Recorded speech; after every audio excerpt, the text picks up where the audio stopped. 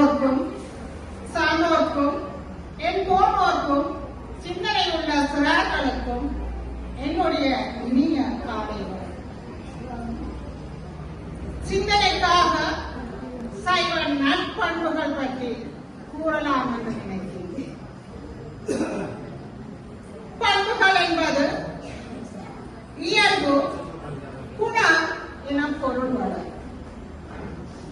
இந்த பண்புகள் ஒவ்வொரு பொருளுக்கும் அதற்கென சில குணங்களை தனித்துவத்தை கொண்டிருக்கும்.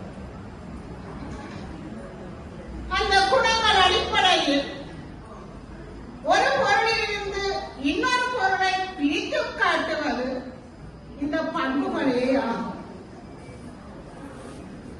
காணப்படும் பண்புகளில் சிலவற்றை நல்ல பண்புகள் நற்பண்புகள் என்றும் சிலவற்றை தீய பண்புகள் என்றும் கூறுவார்கள். ஆனால் உலகத்தவர்களால் விரும்பப்படுகின்ற பண்பு நல்ல பண்புகள் நற்பண்புகளே ஆகும்.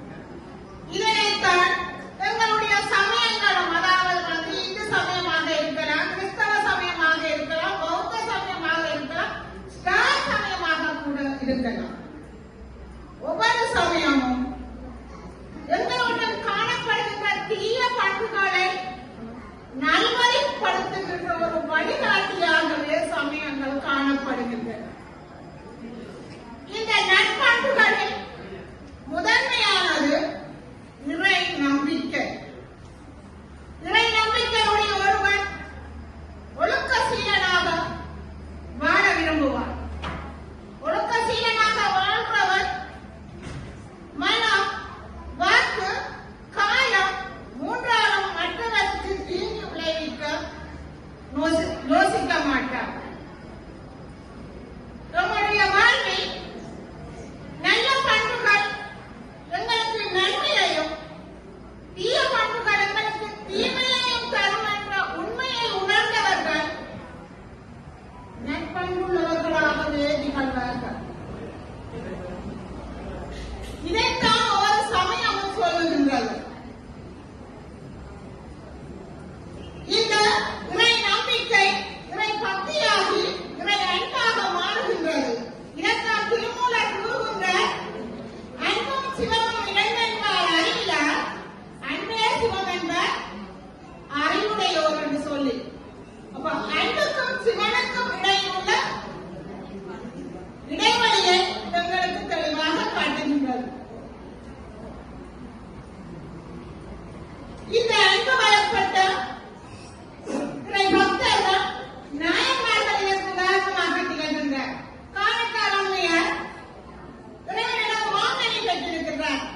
அவருடைய அளவுக்கு அதிகமான அன்பு மீதியார். அதே போல கண்ணப்ப நாயனார் வச்சு சிவலிங்கத்தை வழிபட்டிருக்கின்றார். இதற்கு மேலாக உங்களை இறைவனிடம் அன்பு செலுத்துவதற்கு பணம் காசு எதுவும் தேவையில்லை.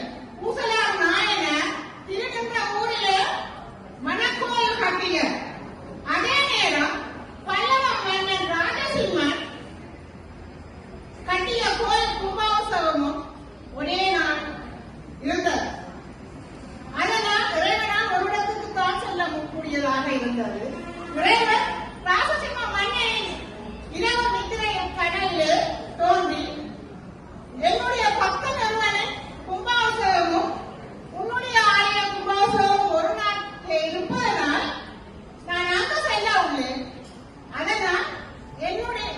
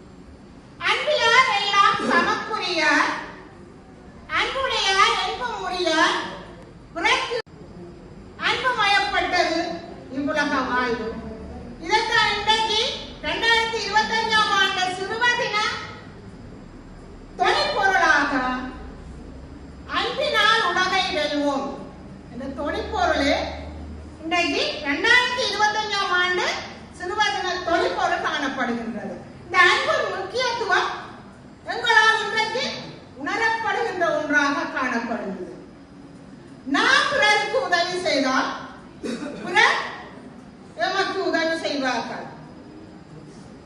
உதவுகின்ற மனப்பான்மையே சமய வாழ்வு.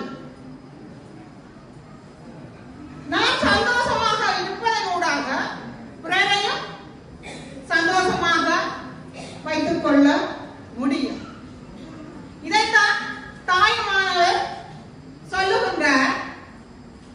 எல்லாரும் என்புற்றே வாழ நினைப்பதுவே அல்லால் வேறொன்றும் இல்லை பராபரமே என்று சொல்கின்றார். அப்ப இந்த இடத்தில் நான் உங்களிடம் கேட்டுக்கொள்வது யாதெனில், நாங்களும் சந்தோஷமாக வாழ பிறந்தவர்கள்.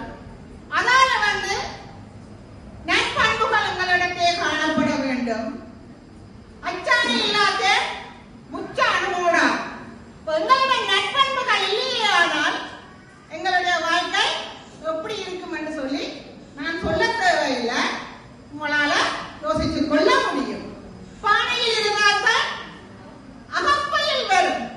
அப்ப பானைக்குள்ளேயே இல்லைன்னு சொன்னா நாங்க அகப்பைய விட்டு அள்ளுறது எப்படிப்பட்ட ஒரு விடயமாக இருக்கும் என்று உங்கள் எல்லாருக்கும் தெரியும்.